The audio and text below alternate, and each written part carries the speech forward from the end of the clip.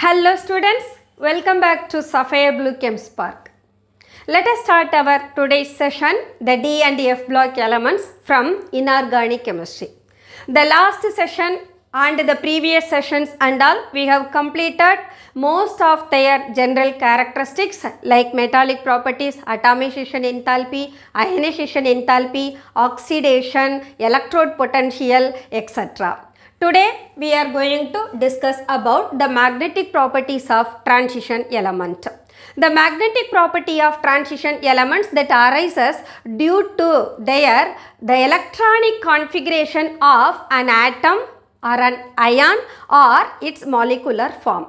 So when the atom it has one or more unpaired electron, those atoms or ions or molecules are said to be paramagnetic substances, and these paramagnetic substances usually attracted by the magnetic field, but the attraction is not that much strong as like the Bohr magnet or even any other magnet. So here these an atom or ion or molecule having one or more unpaired electron, they possess paramagnetic behavior and they get weakly attracted by the magnetic field. And we have one more substances where the n-1 d orbital and ns orbitals are completely filled either in their ground state or in their ionic state. Those are said to be diamagnetic substances, and these diamagnetic substances are found to be weakly repelled by the magnetic field. So, the paramagnetic behavior, diamagnetic behavior, both of them arises out of the difference in electronic configuration of the atoms or ions or molecules. How this magnetic field is generated in an atom or in an ion? See, the electron actually it revolves around the nucleus. That is what explained by orbital angular quantum number. And the electron it revolves about its own axis also. That is what calculated as spin quantum number. So when electron revolves around the nucleus as well as when it revolves about the axis, there is a generation of a tiny magnetic field in an atom. So in that magnetic field only, the atoms they do have the unpaired electron gets weakly attracted, or the atoms or ions have paired the electron, they weakly repelled by that magnetic field. So the measure of the magnetic field produced by such movement of electron is calculated in terms of magnetic moment. This magnetic moment usually is given by mu s, that is spin only magnetic moment we will say. Why we are calculating spin only magnetic moment? Because electron it possesses two different momentum. One is spin only magnetic moment and orbital angular magnetic moment. But when we compare the values of spin only and the orbital angular is said to be neglected because of its very weak contribution to the magnetic moment. So the magnetic moment of an electron is found to be only in terms of spin only value, and hence the magnetic moment is given by the symbol mu s. It is called spin only magnetic moment. And besides paramagnetic and diamagnetic substances, we have some more. Those are ferromagnetic, ferrimagnetic and antiferromagnetic. So in such cases, the elements themselves they have their magnetic property, just like iron. Iron Fe can strongly be attracted by the magnet. Similarly, some more elements like nickel, cobalt and all can easily be attracted by an external magnetic field. So such atoms or the elements are said to be ferromagnetic, ferrimagnetic and antiferromagnetic. So how these magnetic substances like the elements which are attracted by the magnetic field are classified as ferro, ferri, antiferro and all, it depends only upon the magnetic dipoles of the electrons in its atom. So here you may find all the magnetic dipoles are just parallel to each other. When electrons are arranged in such a way, this is said to be ferromagnetic. Actually, this arrangement, it never be such a constant way. These arrangements will be in a random manner.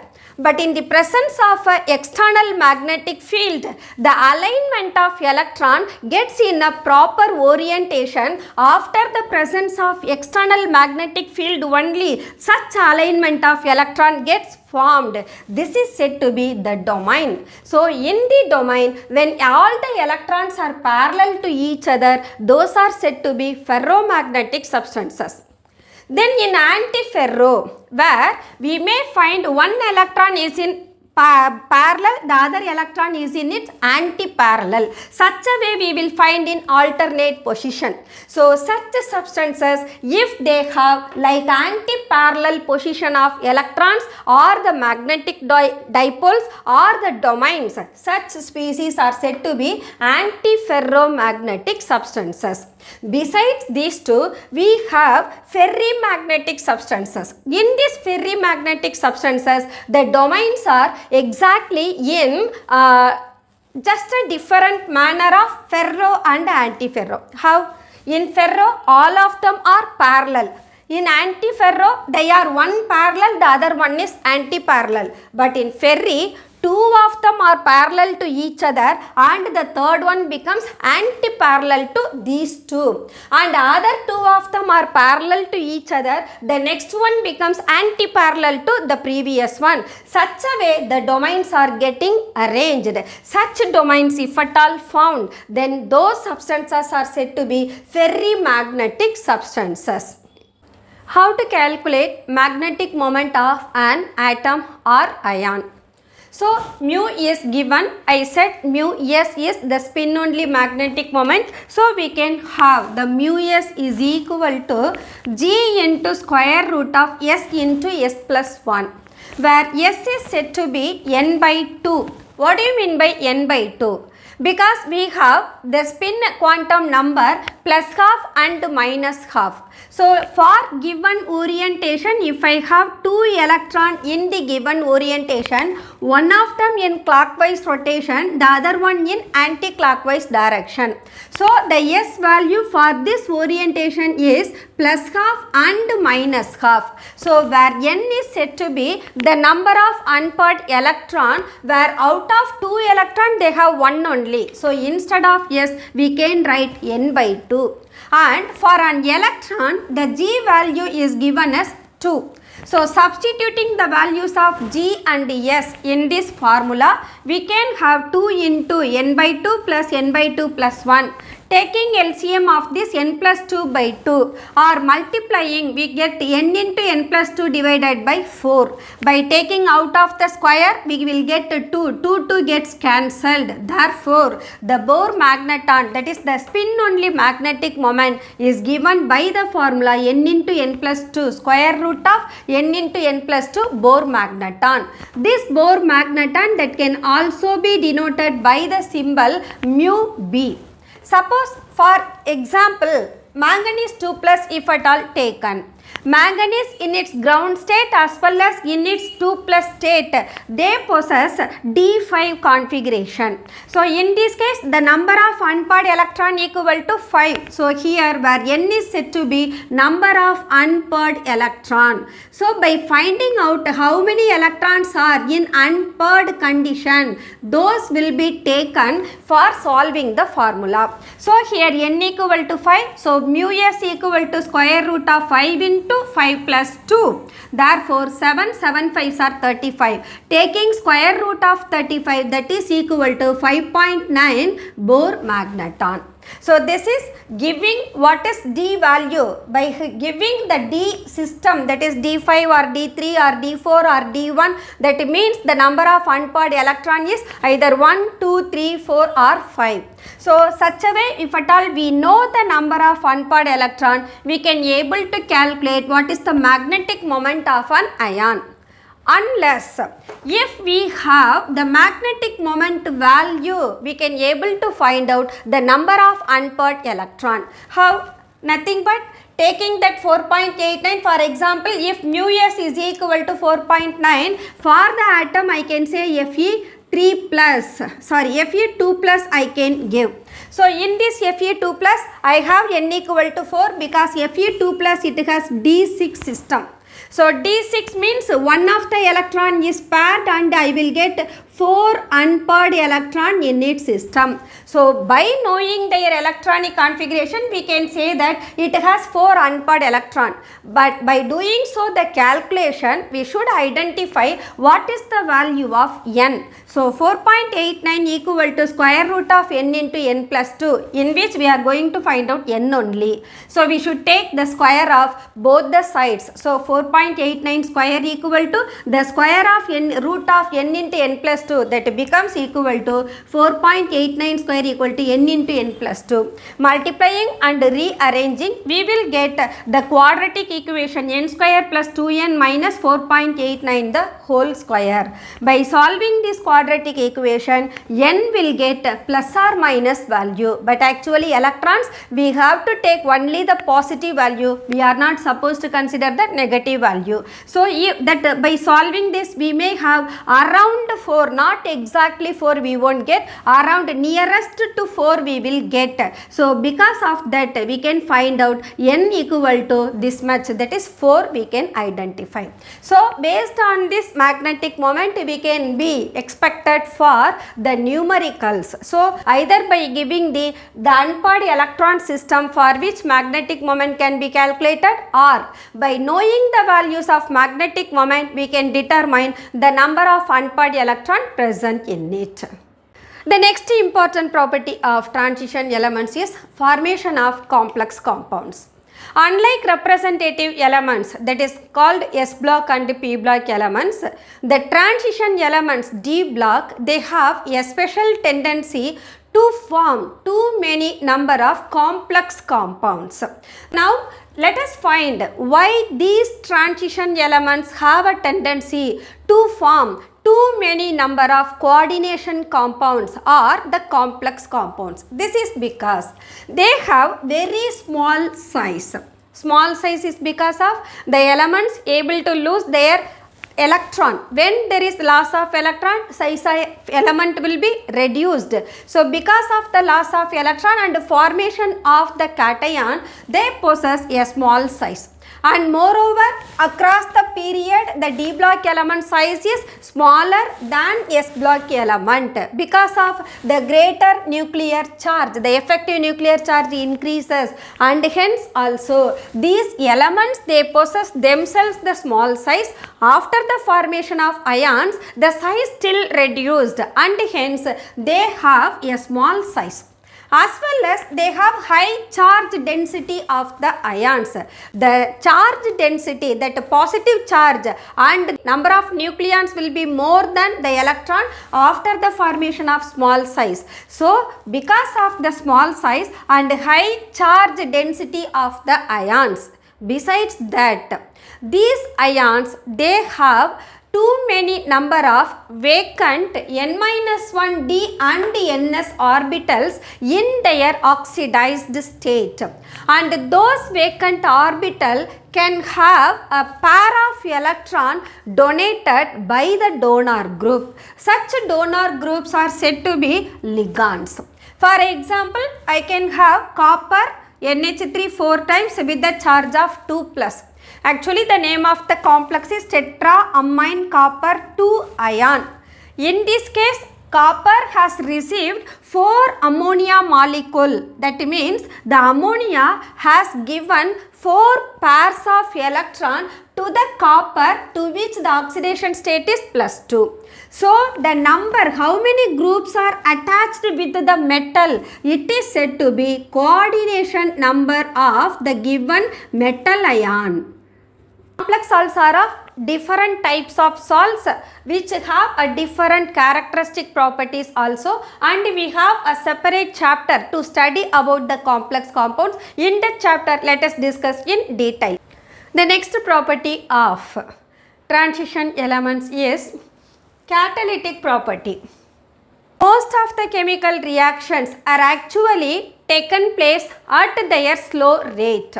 So to alter the rate of the reaction, they require the material like to speed up the reaction or to attain the products more readily.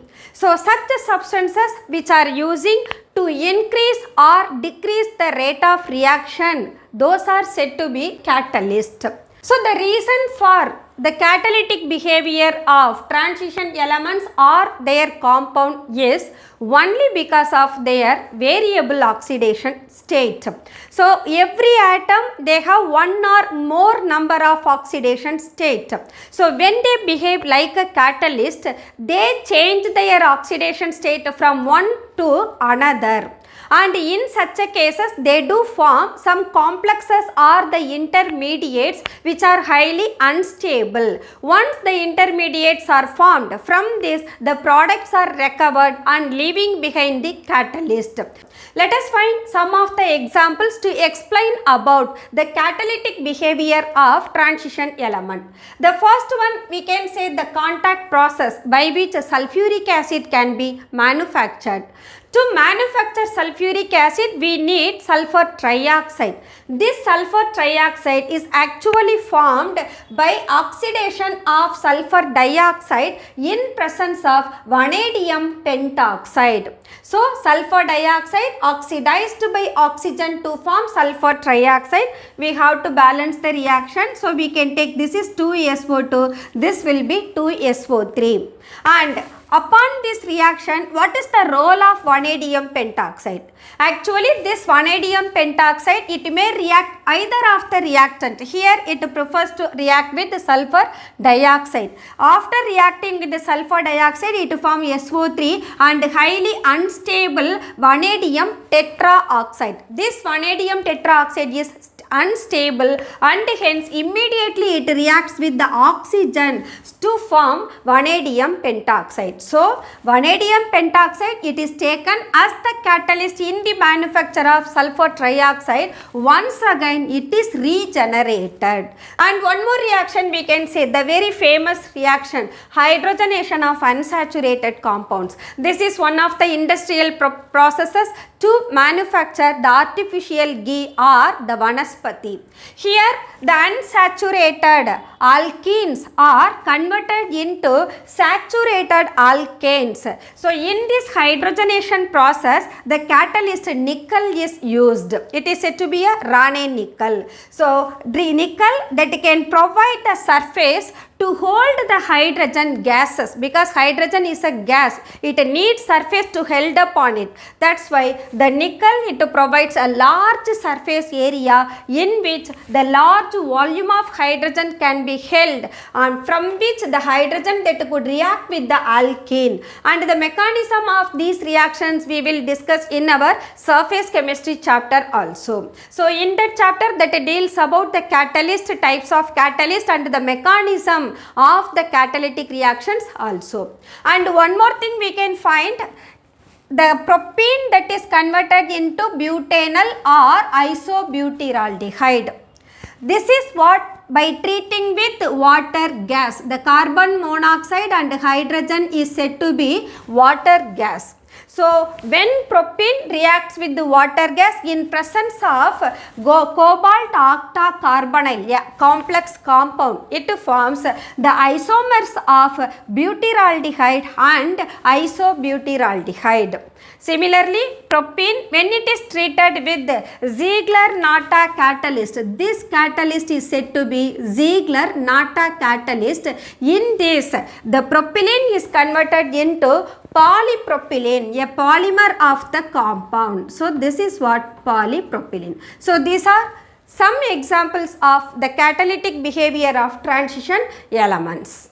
The next property of transition elements is formation of colored ions.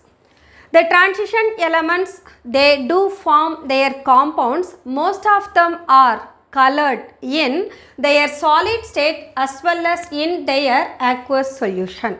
This is because the d orbital, when it is partially filled d orbitals are usually d1 to d9 only. So, in this d1 to d9 system, you may find one or more unpaired electron in this system. So, the presence of unpaired electron from d1 to d9 system, they can absorb a suitable frequency of light from the visible region. When it absorbs the light from the visible region, that electron it can excites from the lower energy d orbital of T2g set to the higher energy d orbital of EG set.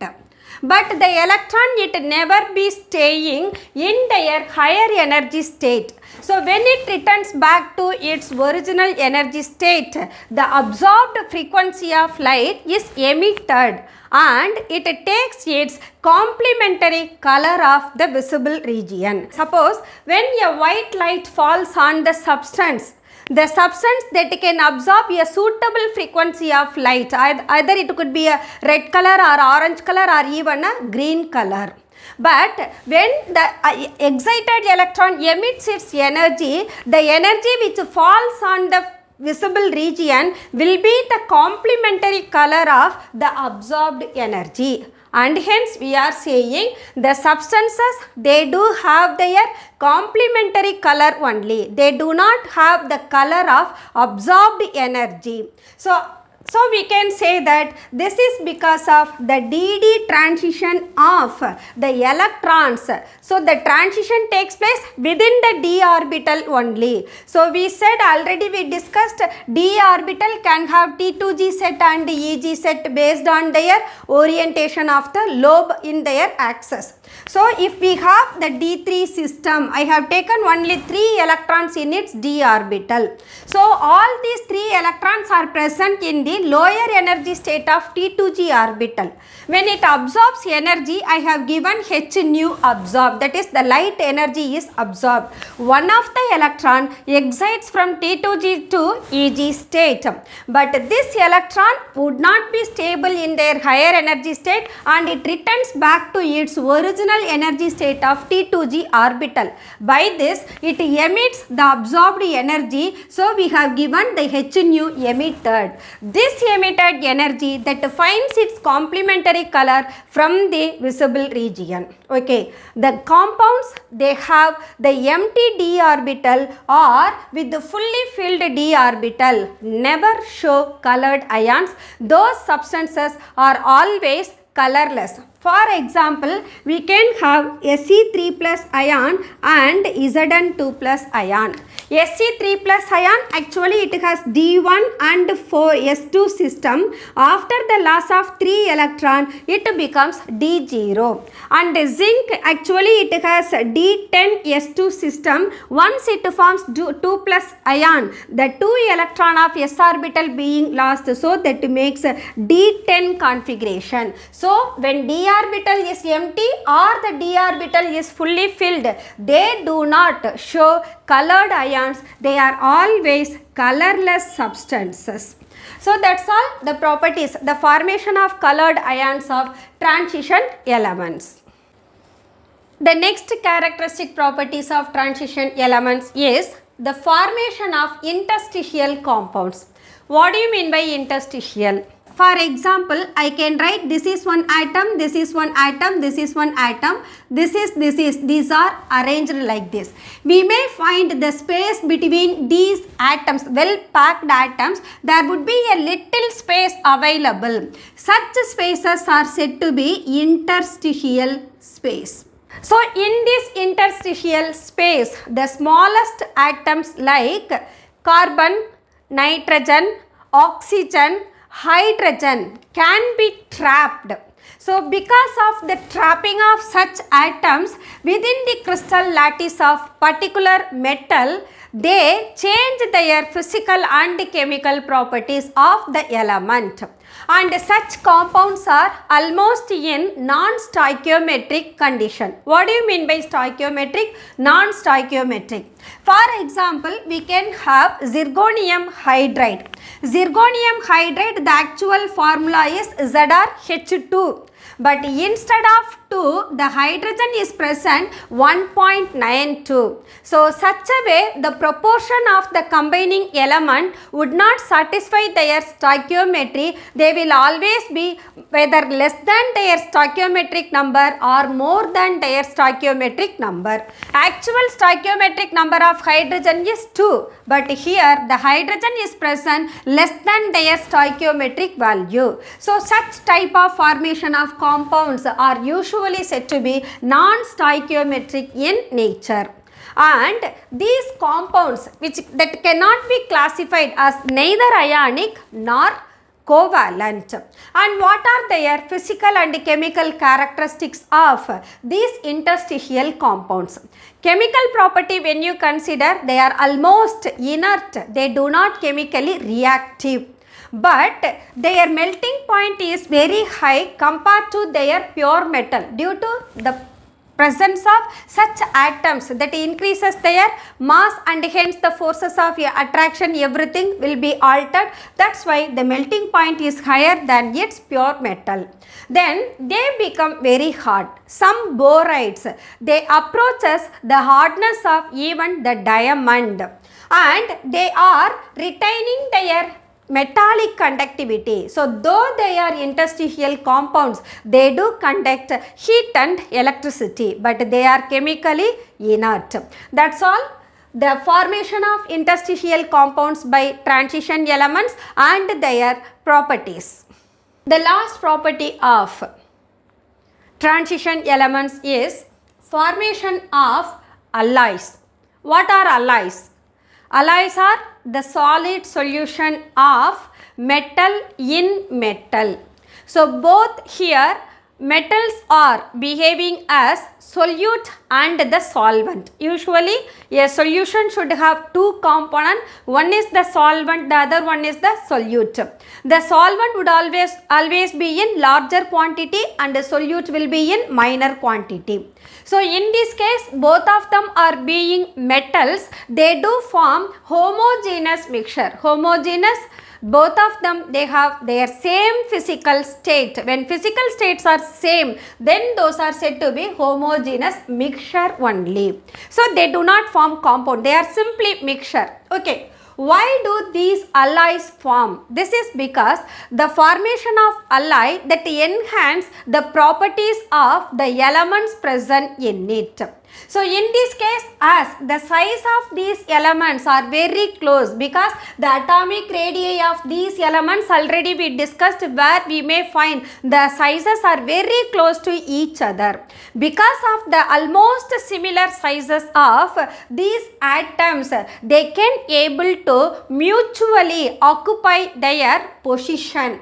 For example, if I say copper and zinc, both of them they do form brass. So brass is an alloy of copper. Why I am saying an alloy of copper? Because copper only is taken in major proportion, about 80%. So copper is said to be a solvent in which the zinc is present as solute because it is taken only 20%. So which of the element is taken in major as a major constituent, that is said to be the alloy of that compound. So here brass is an alloy of copper. So in these cases, both copper and zinc, they have similar atomic radii because they are next to each other. In 11th group and 12th group they are present, and due to the formation of alloys their physical properties will be enhanced and hence they have very high melting point. So the formation of alloy, they have to follow Hume-Rothery rule. According to this rule, the first property is the difference of atomic radii will be less than 15% between the solvent and solute. And the next one, solute and solvent, they must have same crystal lattices. Same crystal lattices that we said about their metallic property, HCP, CCP, BCC and all, those are said to be crystal lattices. Hexagonal close packing, cubic close packing, body centered close packing. If at all the copper is HCP, zinc should also be HCP. So the formation of the metals which are involving in the formation of alloy should have their same crystal lattices, and their valency should also be same. So copper in +2 state as well as zinc valency is also 2. So their valency should also be same. And moreover, when we find the difference in electronegativity of these metal, it must be approaching to 0. So such conditions, if at all satisfied by the elements, they can able to form alloys. So the alloy formation has to obey Hume-Rothery rule. Frost diagram. This Frost diagram is helpful to identify which of the elements in their oxidation state is more stable and less stable. So from the Frost diagram we can have the stability of the variable oxidation state of transition elements. This Frost diagram is actually plotted between the oxidation number of the transition metal versus against the del G naught value. So the del G naught is nothing but Gibbs free energy. So in this diagram, this free energy is taken in terms of their electrode potential. The del G naught for a given cell is found to be minus NF E naught cell. So the Gibbs free energy, the standard Gibbs free energy of any cell is equal to minus NF into E naught cell. This NF is nothing but the number of or the amount of charge passed through the cell, that is given by NF, and it is with the product of E naught cell. So the product of the charge passed through the cell and its E naught cell is said to be the Gibbs free energy of the cell. So from this you can have the plot of del G naught divided by F, that is equal to minus N into E naught cell. So by taking this value and it is plotted against the oxidation number of the 3D series, the Frost diagram is given. And in this case the 0, it states that where del G naught equal to 0. In the elemental state of these elements, they have their 0 del G naught value. But when you have the graph, when they are losing the electron and when they are given their different oxidation state, you may find there is a drop in the graph as well as a steep rise in the graph. So when it falls down from its elemental state to the particular oxidation state, you have to compare the negative value of del G naught. So the corresponding oxidation state, for example in chromium, it is found to be the less negative value than its +3 value. So I said the element with the large negative values of the corresponding oxidation state is said to be more stable. So chromium usually existing in +3 state only, and this state is exhibited and this state is termed as the lower oxidation state in which the compounds are more stable. But after that there is a steep increase in the curve and it reaches to +6 state. So chromium that can have the higher oxidation state of +6, but in this +6 oxidation state the del G naught value is positive. So, if the del G naught is positive, then those compounds would not be stable in their higher oxidation state, and hence these compounds are said to be strong oxidizing agent, where they undergo reduction and they can achieve the lower oxidation state of the stable one. Similarly, you can understand their different oxidation state among these, which is more stable and which is less stable. And some other cases, the one which is in higher state, if at all unstable, they even undergo disproportionation. Disproportionation is the oxidation as well as reduction will take place on the same element, that is said to be disproportionation. You can take the example of copper. Copper in its elemental state, it has 0. In its +1 state as well as in its +2 state, the del G naught value goes positive. And in this, the +2 state, it has the higher positive value of del G naught compared to +1. So, we can say copper is more stable in +1 state, because in this case only the del G naught is lower positive value. So, the compounds of copper, when it is in +2 state, it undergoes disproportionation to form +1 state and the 0 state. After chromium only you can have the element, they have their positive del G naught value. But before chromium, titanium and vanadium, they have the stable oxidation state of +1, +2, +3, as well as for vanadium +2, +3, +4, +5. So, in this titanium, it has large negative value at its +3 state, but in vanadium also in its +3 state it has large negative value. So, the more stable lowest oxidation state of titanium and vanadium is found to be +3. So, this is how we can understand about the oxidation state and their stability of transition metals. Okay students, that's all the general characteristics of D block elements. Hoping that you will all understand the concepts of D block element, and you may also share these videos to your friends. And let us close our today's session, and we will see in our next session. Until then, bye bye.